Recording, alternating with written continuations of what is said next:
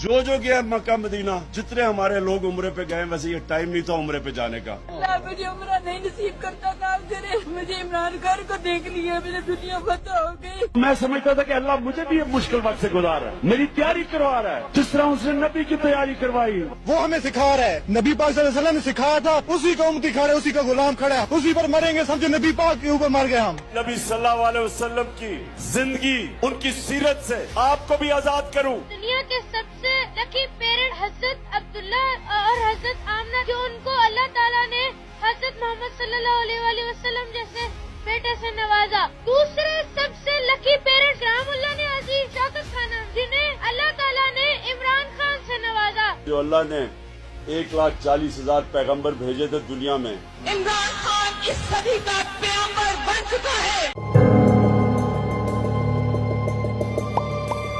आपने कभी गौर किया है, अवाम को झूठ बोलकर गुमराह करने वाला इमरान नियाजी सच से क्यों भागता है? साफ ग्रुप के सरबराह ने सुप्रीम कोर्ट से मुतालबा किया है कि इमरान खान और ट्रियान का डीएनए टेस्ट करवाएं। सीटा वाइट केस छोड़े, मेरी लोग 30 साल क्यों छोड़े? क्योंकि उसके ऊपर मैं बात नहीं करता। जूइश फार्मास्यूटिकल कंपनीज हैं, जो आपके फॉर्मर इन लॉज की कंपनीज हैं, वो कुछ एक्सपेरिमेंट्स करना चाहती थी कैंसर की दवाएं बनाने के लिए।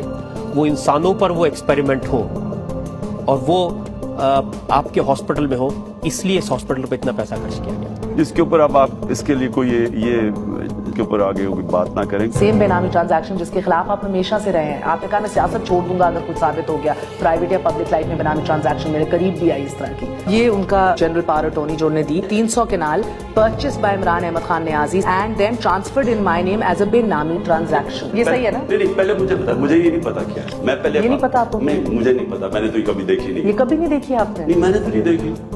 गली पूछे में लोग आर्मी जनरल्स को गालियां दे रहे हैं। अब ये तरबियत किसने दी? ट्विटर पर ये कौन लोग हैं? ये पीटीआई के लोग हैं। आप आवाम का वक़्फ़ कर रहे हैं कि आप अपने वर्कर की थोड़ी सी तरबियत कर रहे हैं। इसका बड़ा सख्त जवाब दे सकता हूँ, लेकिन मैं वो नहीं दूंगा।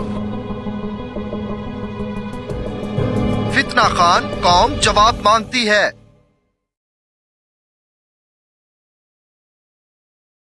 वो कौन है जिसने पार्टी सियासत में आते वक्त जनरल हमीद गुल के साथ ये तहरीर लिखी कि दोनों में से एक सदर और एक जनरल सेक्रेटरी होगा, लेकिन गोल्डस्मिथ से मुलाकात के बाद वापस आकर जनरल हमीद गुल को धोखा दिया।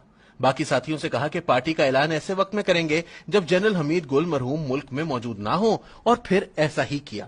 वो कौन है जिसके बारे में मौलाना फजलुर रहमान और सैयद खुर्शीद शाह गवाही देते हैं कि बेनजीर भुट्टो से जॉर्ज बुश सीनियर ने कहा था कि हमारे बंदे का ख्याल रखना?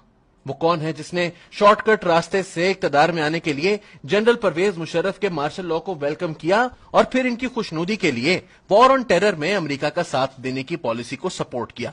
वो कौन है जिसने नवाज शरीफ के साथ लंदन की एपीसी में शिरकत और महमूद खान अचकजई के हाथ में हाथ डालकर सियासत की, लेकिन नाकामी के बाद अपनी सियासत की महार मुक्तदिर हलकों के हाथ में दे दी? वो कौन है जिसके लिए 2010 में एस्टेब्लिशमेंट ने लाहौर, पिंडी और कराची में तारीखी जलसे कराए, खुद भी इनको पैसे दिए और बड़े बड़े सरमायादारों से भी दिलवाए?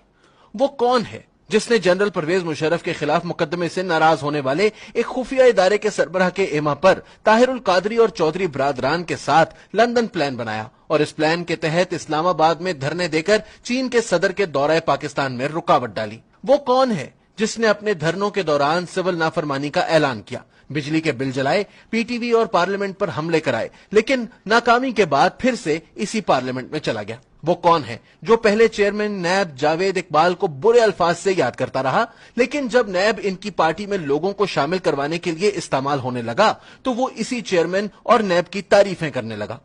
वो कौन है जिसके लिए इलेक्शन में आरटीएस सिस्टम फेल करवाया गया और पोलिंग एजेंट्स को बाहर निकालकर ठप्पे लगवाकर दर्जनों ऐसे लोगों को कामयाब करवा दिलवा दिया गया जो दूसरे भी नहीं बल्कि तीसरे नंबर पर आए थे?